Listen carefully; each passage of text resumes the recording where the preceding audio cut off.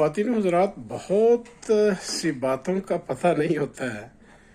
آج ایک اللہ کے نیک بندے نے سمجھایا کہ جو جمعہ جو ہے نا، یہ ظہر کی نماز کی جگہ پہ ہے اور اس کا بدل کہہ لیں آپ، لیکن اس میں 2 فرض کیوں ہیں، 4 فرض کیوں نہیں ہیں؟ تو بڑی دلیل تھی ان کی اور بہت مزہ آیا سن کے۔ اور آج صحیح پتہ چلا کہ جو خطبہ ہوتا ہے نا، اس کے 2 حصے ہوتے ہیں۔ جو جمعہ کا خطبہ ہوتا ہے، ایک جمعہ کا خطبہ پہلے جو ہوتا ہے اس کا پرپز یہ ہوتا ہے کہ وہ قرآن کی تفسیر بیان کی جاتی ہے۔ اس کے بعد کچھ وقفہ لے کر دوسرا خطبہ دیا جاتا ہے جس میں نصیحت کی بات ہے۔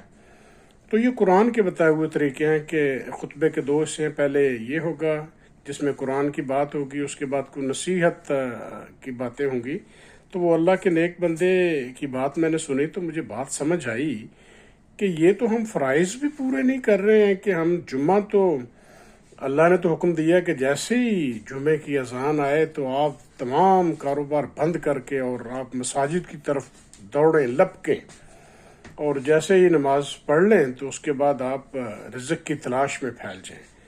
تو ہمارا تو بڑا ہی عجیب طریقہ کار ہے۔ یہ ہر روز سمجھنے کو، سننے کو نئی چیزیں ملتی ہیں، تو ہم تو انتظار کرتے رہتے ہیں جی کہ بس جب جماعت کھڑی ہونے لگے تو اس وقت ہم یہاں سے نکلیں اپنے گھروں سے اور بالکل تیار ہو کے وضو کر کے بیٹھے ہوئے ہوتے ہیں، لیکن کہتے ہیں جی جیسے ہی وہ جماعت کھڑی ہونے کا ٹائم ہو تو ہم وہاں دوڑ کر ساتھ مل جائیں۔ اس کے مطلب ہے وہ خطبہ تو مس ہو گیا، نہ پہلا خطبہ نہ دوسرا خطبہ۔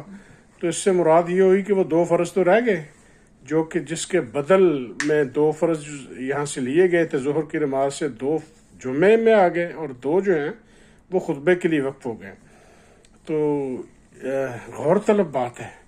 تو یہ سیکھنے سکھانے کا عمل ہے، اس کو جاری رکھنا چاہیے۔ بہت شکریہ، دعاؤں میں یاد رکھیے گا۔ السلام علیکم ورحمۃ اللہ وبرکاتہ۔